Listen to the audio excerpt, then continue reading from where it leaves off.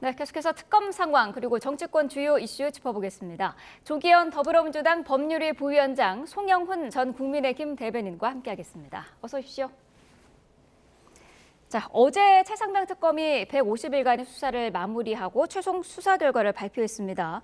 윤 전 대통령을 포함해 모두 33명이 기소됐는데 먼저 수사 성과는 어떻게 평가하시나요? 일단 짧은 기간이었는데 충분한 성과를 낸 수사라고 봅니다. 네. 핵심은 이 순직 해병, 최해병의 사망 원인을 규명하고 그 수사를 적법하고 정당하게 했던 박정훈 이 대령의 수사에 대해서 외압을 행사한 부분, 그리고 이게 문제가 되자 이 외압 행사를 한 당사자인 이종섭 전 장관을 호주 대사로 임명해서 해외 도피시킨 부분, 또 공수처의 수사 외압 등 4가지, 또 세부적으로 5가지 수사 대상이었는데 네. 대부분의 혐의 사실을 규명해서 공소 제기를 했고요. 그래서 충분한 성과가 있었다. 다만 아쉬운 것은 그 배경, 동기가 된 이 임성근 사단장 구명 로비 관련된 것은 시간상 한계, 참고인이나 또 핵심 피의자들의 수사 비협조 등으로 마무리되지는 못했습니다. 다만 네. 그것은 추가적인 국수본의 수사로서 이제 추가적으로 수사를 하면 될 만큼 또 수사도 진척시켰다고 봅니다. 네, 구속영장에 대해서는 십전구패였다라는 얘기도 나오는데 그만큼 구속 필요성을 소명하기에는 미진한 점이 있었다고 봐야 될까요? 어떻게 보시나요? 기본적으로 범죄 혐의에 대한 소명이 부족하다라고 판단합니다. 네. 왜냐하면 직권남용이라고 하는 건 사실 법리가 굉장히 까다롭습니다. 특히나 가장 중요한 부분이 직권이 있어야 되고 그 직권을 남용해야지만 직권남용죄가 성립을 하는 것이거든요. 그러면은 지금 이 사안은 군사법원법상 사망 사건에 대해서 군 검찰이 수사권이 없고 네. 단지 인지해서 이첩할 수 있는 권한만 있기 때문에 어느 부분에서 누구의 직권남용으로 봐서 나머지 인물들은 그 직권남용의 공범이라고 구성할 것이냐. 이 부분이 굉장히 법리적으로 미묘하고 까다롭습니다. 여기에 관해서 특검이 제대로 된 법리 구성을 해내지 못하고 또 증거 등 범죄 혐의의 소명이 부족했기 때문에 여러 인물들의 구속영장이 줄기각됐다 이렇게 평가할 수 있겠고요. 네. 그래서 전반적으로 봤을 때는 이 수사 결과는 정치특검의 실패이자 공수처의 실패다 이렇게 평가할 수 있습니다. 일단 이명현 특검부터가 조국혁신당이 추천을 했죠. 그리고 수사 과정에서도 부적절한 SNS 그리고 대표적으로 순복음교회 예배당을 압수수색한 것처럼 마구잡이식 압수수색으로 많은 논란이 있었던 인물입니다. 그리고 제가 공수처의 실패라고 말씀드리는 것은 어제 수사 결과를 발표하면서 특검이 증거 유실이라는 표현을 썼거든요. 네. 그런데 이 사건 자체가 2023년 9월 5일에 공수처에 고발된 사건입니다. 공수처가 1년 반 넘게 수사를 했는데도 특검이 증거 유실이라는 표현을 사용할 정도면 특검의 실패일 뿐만 아니라 공수처의 실패이기도 하다. 이렇게 평가할 수 있겠습니다. 네, 앞서서 부위원장께서 그 구명 로비 의혹의 실체는 밝히지 못한 부분에 대해서 좀 아쉽다라는 말씀을 하셨는데 이거는 국수본의 수사로 이어진다고 하는데 어떻게 좀 진행이 될까요? 사실은 국가수사본부가 수사해서 이런 부분을 잘 밝혀낼 수 있다면 특검을 뭐하러 했겠습니까? 아마 민주당이나 이재명 정부 스스로도 국가수사본부가 이걸 밝혀낼 수 있을 것으로 기대하지는 않을 겁니다. 이번 특검이 수사 기간이 150일이었습니다. 그런데 이른바 최순실 사태 때 국정농단 특검의 수사 기간이 70일이었거든요. 그리고 파견 검사 숫자가 그 당시 20명, 이 순직 해병 특검 20명으로 똑같습니다. 그럼에도 불구하고 구명 로비 의혹을 밝혀내지 못했다고 하면은 네. 앞으로 뭔가 더 이상 밝혀낼 수 있는 것이 있다고 보기는 어려워 보입니다. 그런데 이게 왜 중요하냐면 앞서도 직권남용죄가 법리가 까다롭다라는 부분을 말씀드렸는데 대통령은 굉장히 직권이 포괄적입니다. 그런데 대통령이 자주 경로를 한다면 그 경로가 전부 다 범죄가 되느냐? 그리 간단한 문제가 아닙니다. 그러니까 어떤 부정한 청탁이 있어서 뚜렷하게 불법적인 목적을 갖고 뭔가 과도한 지시를 했을 때 그것이 대통령의 직권남용이 될 수 있는 것이지 그렇지 않은 경우에는 반드시 성립한다고 단정하기 어렵기 때문에 이 구명 로비 의혹을 밝히는 것이 앞으로 공소 유지에 있어서도 매우 중요했던 것입니다. 그런데 규명에 실패했기 때문에 앞으로 재판에서 특검이 원하는 대로 다수의 인물들에 대해서 유죄가 선고될지는 좀 불확실해 보입니다.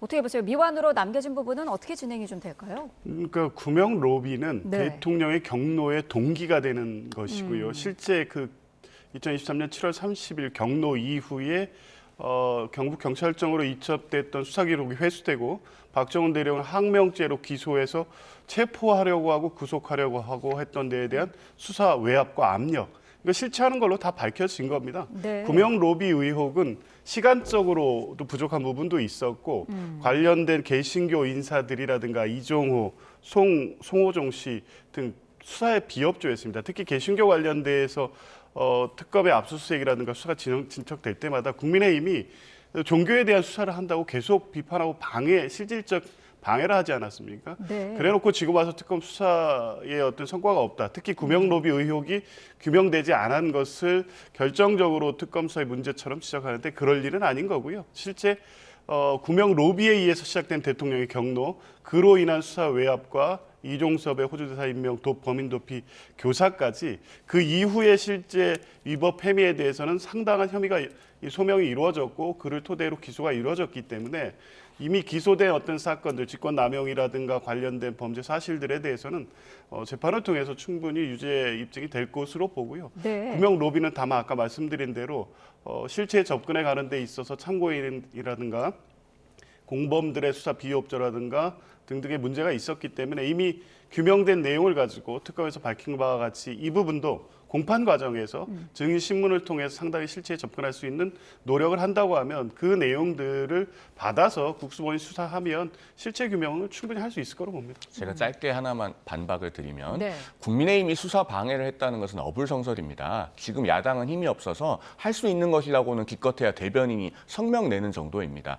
종교 단체나 혹은 종교인에 대해서 과도한 압수수색이 집행되는 것을 비판했는데 그게 어떻게 수사 방해가 되겠습니까? 오히려 지금까지의 수사 결과를 놓고 보면은 그런 압수수색이 과연 필요했던 것인가? 이제는 여기에 대해서 판단이 끝났다라고 보여집니다. 네, 특검 관련해서 한 가지만 더 짚어보면 내란 특검에서 박성재 전 법무부 장관을 김건희 씨 그리고 윤 전 대통령과 정치적 운명 공동체다 이렇게 정의를 했던데요. 어떤 이유 때문이었을까요?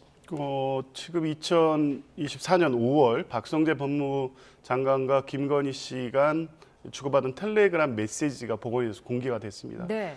이 내용은 국정농단을 넘어서 개입, 사실상 본인뿐만 아니라 정권 관련된 정치 관련 수사를 지휘했다고 볼 만큼의 구체적 내용들입니다.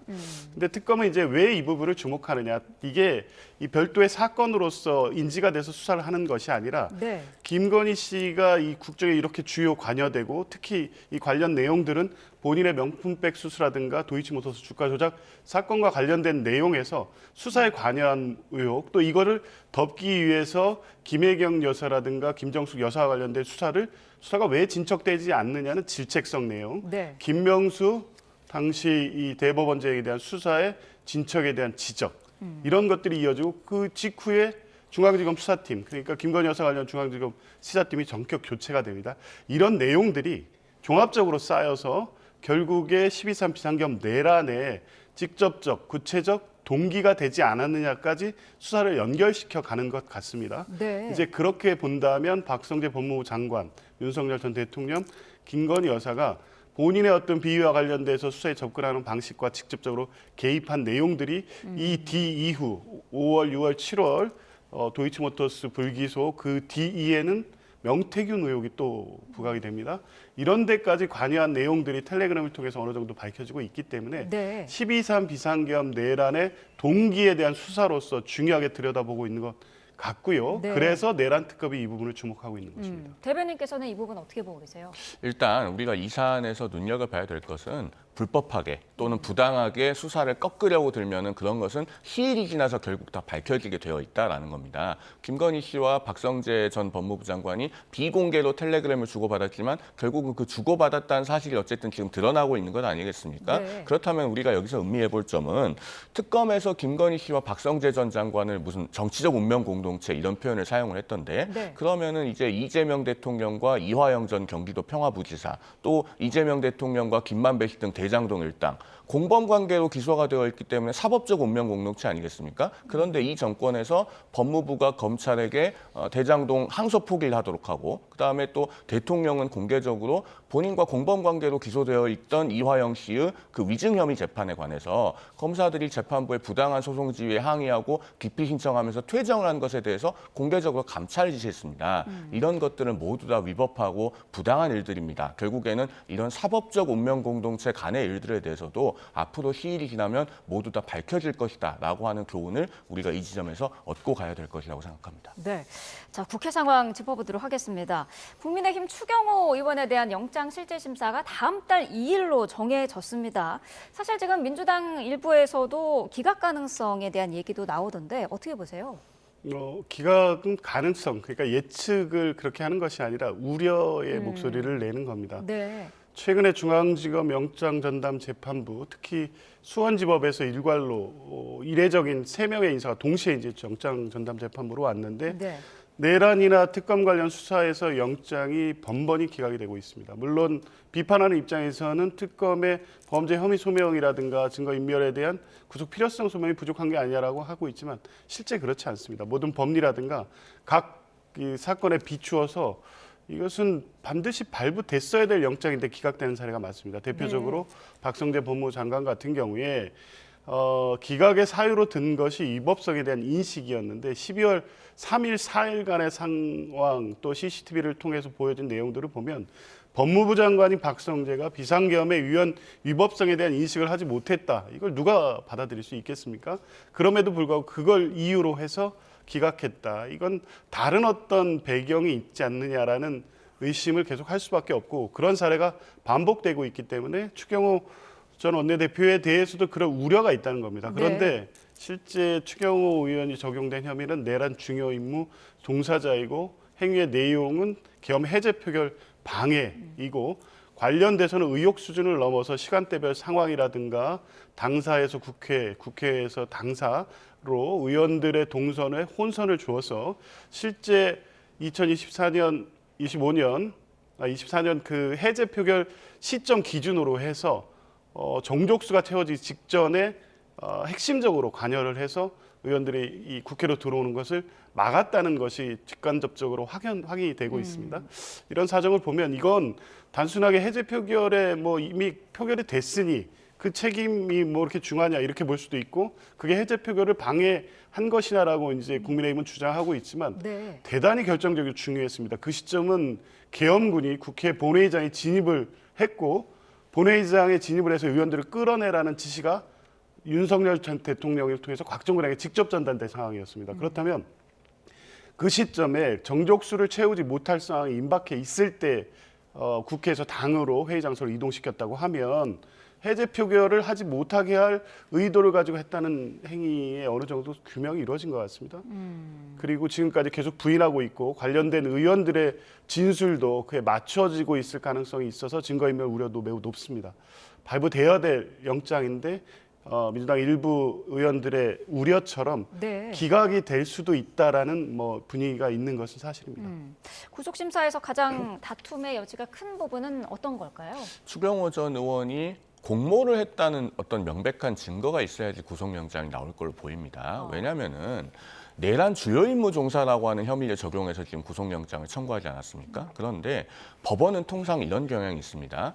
법정형이 중할수록, 즉 법에 정해져 있는 형이 무거운 죄일수록 그 범죄 혐의의 소명, 나아가서 입증에 대해서는 강도 높은 증명을 요구합니다. 그런데 내란 주요 임무 종사는 형법상 법정형이 최대 사형 무기까지 가능하고 하한이 징역 5년 이상이거든요. 그러면은 단순히 외관상 드러난 행위들만으로 이게 내란 주요 임무 종사가 어느 정도 소명되었다고 볼 만한 것인가? 여기에 법원은 관심을 많이 기울일 겁니다. 그런데 지금 윤석열 전 대통령과의 통화 내용, 그다음에 한덕수 전 총리와의 통화 내용에 대해서 구체적으로 뭔가 나온 게 현재까지 언론 보도를 종합해 보면은 없어 보여요. 그러면은 이제 지금까지 언론에 알려진 것 이외의 어떤 새로운 증거가 있다면 다른 문제겠습니다만 현재까지 드러난 것만 봤을 때는 그러면 추경호 전 의원이 어떻게 뭔가 의사 연락이 있고 공모까지 나아가서 표결을 방해했다고 볼 수 있을 것인가. 여기에 대해서 법원이 조금 보수적으로 볼 수 있는 가능성이 있다. 이렇게 보여집니다. 다만 짧게만 덧붙인다면 사법적으로 구속영장이 나오지 않는다고 해서 정치적 책무나 역사적 책무가 없다라고 볼 수는 없습니다. 그 부분에 대해서는 아마 유권자들의 평가 그리고 나아가서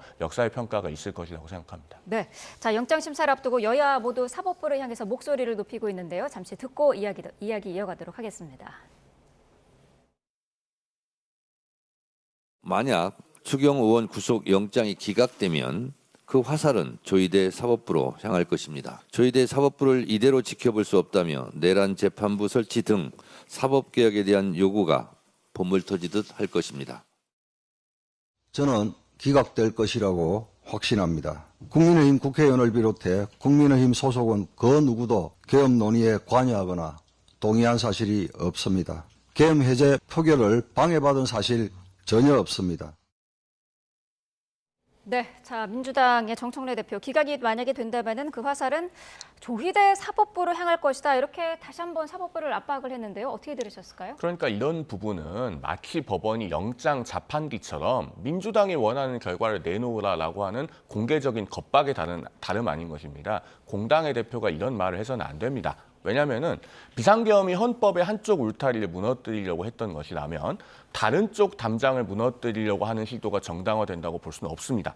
즉 지금 정청래 대표처럼 공개적으로 법원에 대해서 구속영장 발부 여부에 대해서 원하는 대로의 결과를 내놓으라고 하는 것은 정치 권력이 사법권의 독립을 침해하는 거예요. 그래서 저런 발언을 정청래 대표가 그동안에도 비슷한 결로 많이 반복해왔다고 볼 수 있는데 지극히 부적절합니다. 그리고 민주당 내에서도 저런 발언에 동조하는 의원들이 상당수 있고 또 대통령도 여당 대표가 저렇게 과도한 발언을 하는 것에 대해서 어떠한 제어나 제지도 하고 있지 않잖아요. 이런 것이 지금 우리나라의 사법권 독립이 위협받고 있는 현 주소를 잘 보여주는 것이다라고 말씀드리겠습니다. 네, 만약에 영장이 발부가 되면 민주당은 국민의힘을 향한 그 위헌정당 해산 심판도 본격 시작을 하는 걸까요?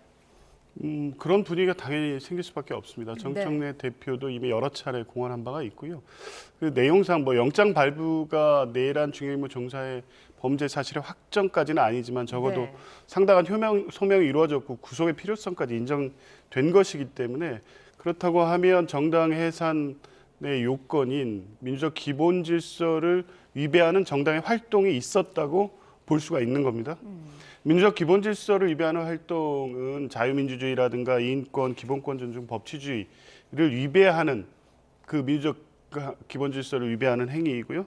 대표적으로 헌정 질서를 폐지하거나 내란, 변란을 일으키는 것도 민주적 기본 질서에 위배되는 활동인 겁니다. 내란 그 당시 국민의힘의 원내대표였던 추경호 의원에 대해서 내란 중요 임무 종사자의 죄가 인정이 된다고 하면 단순히 추경호 의원 개인이 이 해제 표결에 의해서 혼자 몇 명의 의원들을 규합해서 활동한 것이 아니라 정당 활동 전체에 영향을 미친 것이 분명하고 만약 그게 해제 표결의 방해로 이어졌다고 하면 실제 위헌 위법한 비상계엄이 실행이 돼서 상당한 어떤 이 국민적 피해가 속출됐을 가능성, 그 구체적이고 실질적 위험성이 있는 행위였기 때문에 2013년 통합진보당 해산 결정에 있었던 정당 해산 요건에 딱 들어맞습니다. 뭐 그렇다고 해서 이제 민주당이 일방적으로 정당 해산을 주장한다고 해서 되는 것은 아니고 정청래 대표가 얘기하는 것도 결국 그런 결과가 나온다고 하면 국민들이 국민의 힘을 민주적 정당으로서 인정하겠느냐, 그 문제의식은 자연스럽게 국민들로부터 나올 수밖에 없다. 이런 부분을 강조하는 입장입니다. 네, 자, 각 당의 내부 상황도 한 가지씩 짚어보도록 하겠습니다. 일단 국민의힘 안에서는 계엄 1년을 앞두고 사과를 촉구하는 목소리가 커지고 있습니다. 어제 대구를 찾은 장동혁 대표, 비상계엄에 대한 입장을 밝혔는데요. 목소리 듣고 오겠습니다. 민주당의 의회 폭거와 국정 방해가 결국 계엄을 불러왔습니다. 그렇지만 결과적으로 많은 국민들께 혼란과 고통을 드렸습니다. 저는 그 책임을 무겁게 통감하고 있습니다. 이 모두가 결국 우리 당이 제대로 싸우지 못했기 때문입니다. 당내 분위기는 사과해야 된다는 분들이 더 많이 계십니다. 저랑 같이 메시지를 내실 의원님들이 좀 계시고 제가 뭐 어제 20명 얘기를 했는데 좀 그 정도는 좋게 되리라 생각합니다. 네, 먼저 장동혁 대표 책임은 통감하지만 그 원인은 민주당이다라고 발언을 했습니다. 어떻게 들으셨을까요? 그 지금 연설의 내용 시작부터 마지막 그 단락까지 연결시켜서 보면 하고 싶은 말씀은 계엄 성공시키지 못해서 죄송합니다. 이렇게 들립니다. 그러니까 실제 사과의 입장이라든가 계엄에 대한 국민들에 대한 죄송한 마음 없다고 봅니다. 그리고 이런 비슷한 입장은 윤석열 전 대통령이 계엄 직후에 울며 겨자 먹기식으로 국민의힘 의원들이 간청을 하니까 나와서 발표한 입장 취지와 비슷합니다. 그때도 국정 최고 책임자로서 고뇌에 의해서 계엄을 해서 그것 때문에 국민들의 고통과 불편을 드려서 죄송하다. 이 입장하고 비슷하지 않습니까? 그러니까 네. 장동혁 대표의 현재의 입장은 당연히 진정성 있는 사과를 할 생각이 없는 데다가 2024년 12월 3일 비상계엄 내란을 일으켰던 윤석열 전 대통령의 생각과 그대로 닮아 있다. 그러니 이후에 12월 3일 계엄 1년을 기점으로 해서 어떠한 사과를 한들 그게 실제 진정성이 있고 작년 12월 3일 날 비상계엄 내란을 일으켜서 헌정 질서를 혼란시킨 집권 여당의 대표로서의 책임감 있는 사과가 될 리가 없습니다. 그래서 거기에 일부 소장파 의원 몇 명이 사과를 보탠다고 한들 지금 국민의힘이 작년에 12.3 비상계엄 내란에 대해서 사과하는 입장, 국민의 죄송한 입장을 갖고 있다고 인정받기에는 이미 늦었고 지금 보이는 행동들을 통해서 볼 때도 네. 그럴 마음이 전혀 없다고 느낄 수밖에 없습니다. 이어서 들었던 그 김재섭 의원의 이야기를 보면은 지금 자체적으로 메시지를 낼 의원이 20명 이상은 된다고 하는데 이 정도로 좀 지도부를 압박하는 정도의 수위가 될 수 있을까요? 충분히 유의미하죠. 왜냐하면 20명이라고 하는 숫자는 국회에서 매우 상징성이 있습니다. 네. 원내 교섭단체 하나를 독자적으로 구성할 수 있는 숫자 아니겠습니까? 그리고 제가 봤을 때는 아마 저 사과에 동참할 수 있는 인원은 20명보다 훨씬 더 될 겁니다. 왜냐하면 국민의힘에서 근래 원내대표 선거들을 하면은 보통 주류의 지지를 받는 의원들이 한 70명대 초중반 정도 됩니다. 득표수가. 그런데 반대로 이제 비주류 혹은 범쇄신파의 지지는 한 30여 표 정도로 확인이 되거든요. 그러면은 그 숫자만 해도 20명보다는 훨씬 크죠.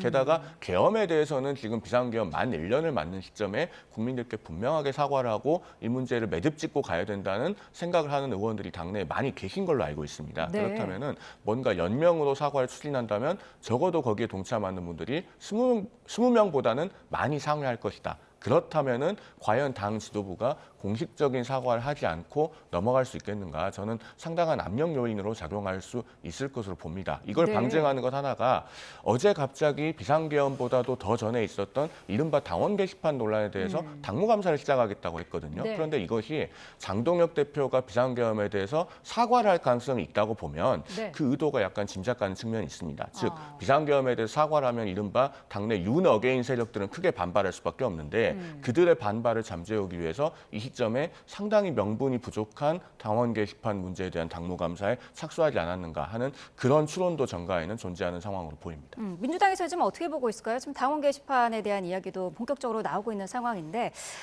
장 대표가 본격적인 어쨌든 사과를 하기 전에 그런 단계라고 볼 수 있을까요? 뭐 예정된 수순이었다고 봅니다. 네. 그러니까 장동혁 대표가 특히 한동훈 전 대표 등을 당에서 완전히 배제하기 위한 수순으로 갈 거다라고 예측이 됐고요. 그 계기는 당연히 당원 게시판 사태였을 겁니다. 이미 이 강경 그 극우 세력의 사실상 장악된 국민의힘에서는 한동훈 대표를 포용할 생각도 없고 오히려 당 운영에 방해되는 인물로 낙인을 찍어놓은 상태가 아닌가 싶고요. 외부에서 어떤 우려의 목소리가 간다고 해도 그것을 수정하거나 생각을 바꿀 의지가 전혀 없어 보입니다. 그래서 자꾸 국민의힘의 스스로의 입지를 극우 아스팔트로 축소시키고 그렇게 갈 것으로 보이는 행위와 메시지가 장동혁 대표를 통해서 계속 나오고 있기 때문에 그 마지막 단계는 결국 한동훈 대표에 대한 축출이고 그 수단은 단계 게시판에 대한 당무 감사일 것이고요. 그 수순으로 가고 있다고 보여집니다. 네. 자, 민주당에서는 장경태 의원이 성추행 혐의로 고소되면서 경찰 수사가 시작됐습니다. 이에 대한 장경태 의원의 입장 그리고 민주당 내 목소리 들어보겠습니다. 전혀 사실 무근이고요. 어떤 상황이었는지 좀 설명해 주시면. 그냥 자리가 있었고 저는 잠깐 늦게 가서 바로 온 것밖에 없어요. 당일에 추행 자체는 없었다는 거죠? 없었습니다. 당은 진실이 밝혀질 때까지 신중한 입장을 가지고 있습니다만 이 사안 자체를 가볍게 보고 있지 않습니다. 다만 사전 최고위원회에서는 이와 관련한 언급은 없었습니다. 네, 들으신 것처럼 지금 장 의원은 혐의를 전면 부인하고 있는 상황인데 지금까지의 상황은 어떻게 보고 계세요? 일단 박수현 대변인 말씀대로 상황을 중대하게 보고 있고 네. 예시 주시하고 있습니다. 지금은 어떤 메시지가 필요할 때는 아닌 것 같고요. 장경태 의원은 허위 무고라는 강력한 입장 그리고 그 부분에 대해서 법적 조치를 예고하고 있습니다. 그런데 어찌됐든 고소장이 제출됐다는 사정만으로 성추행 피해가 있었다고 단정하기는 어려운 거니까요. 그리고 네. 지금까지 객관적으로 확인된 사실은 당일의 CCTV 영상 그리고 피해자의 주장과 고소장 내용인데 지금 확인된 영상은 실제 피해 사실이 담긴 것은 아닙니다. 사후적으로 와서 그걸 문제 삼고 있는 그 A씨 남자 친구가 찍은 영상이고요. 네. 그래서 이제 실제 경찰 수사 과정에서 그 자리에 동석했던 인물이 2 내지 3인이 있기 때문에 이 사람들이 그런 추해 장면을 직접 목격했는지 여부, 그에 대해서 구체적 진술을 할지에 따라서 실제 추행의 어떤 사실이 존재하는지가 확인이 되어야 되는 겁니다. 네. 그 이전에 이제 민주당에서는 윤리감찰단 감찰을 통해서 어느 정도 가능한 범위 내에서 사건의 실체를 확인하고 그에 대한 당 차원의 조치 또한 선행해서 이루어지고 있기 때문에 네. 그 모든 결과를 종합해 보고 만약 책임질 일이 있다면 법적으로 아니면 정치적으로 책임을 져야 될 것이고요. 그렇지 않다고 하면 그거는 그것대로 문제를 제기한 사람들에 대한 어떤 책임 문제 또한 제기될 수 있을 것이기 때문에 신중하게 그리고 다만 이 상황에서 누구에게도 어떤 2차 가해라든가 피해가 발생하지 않도록 하는데 당은 주력하고 있습니다. 네, 국민의힘에서는 지금 의원직 사퇴까지 요구하고 있어요.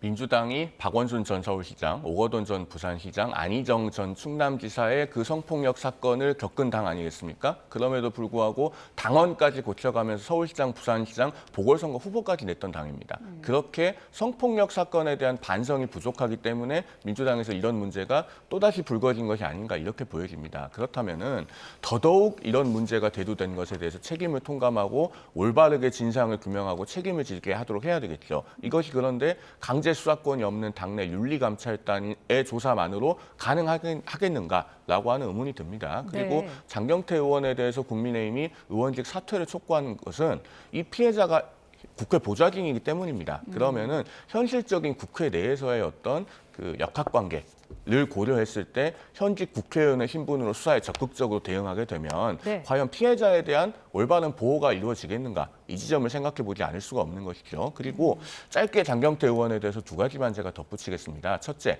어떤 일이 있었는지는 본인이 가장 잘 알 겁니다. 그러면 가슴에 손을 얹고 피해자에게 사과하거나 사죄해야 될 만한 일이 없었겠는가? 돌아보면 좋겠고요. 그다음 2번째로 모 종합편성 채널 방송사가 영상을 확보하지 않았습니까? 네. 그런데 방송사는 사실 어떤 영상을 가지고 있을 때 그걸 전부 다 보도할 수 없거나 보도하지 않는 경우가 있죠. 보도 가치가 없어서 보도하지 않는 경우도 있겠습니다만은 보도를 할 수 없어서 할 수 없는 경우도 있습니다. 그러면은 이런 것을 생각해 봤을 때 장경태 의원도 지금 본인이 처해 있는 상황을 객관적으로 보고 판단을 해야 될 것이다. 제가 아마 장경태 의원이 이 말을 듣는다면은 어떤 의미인지 충분히 이해할 수 있을 것으로 생각돼서 여기서 줄이겠습니다.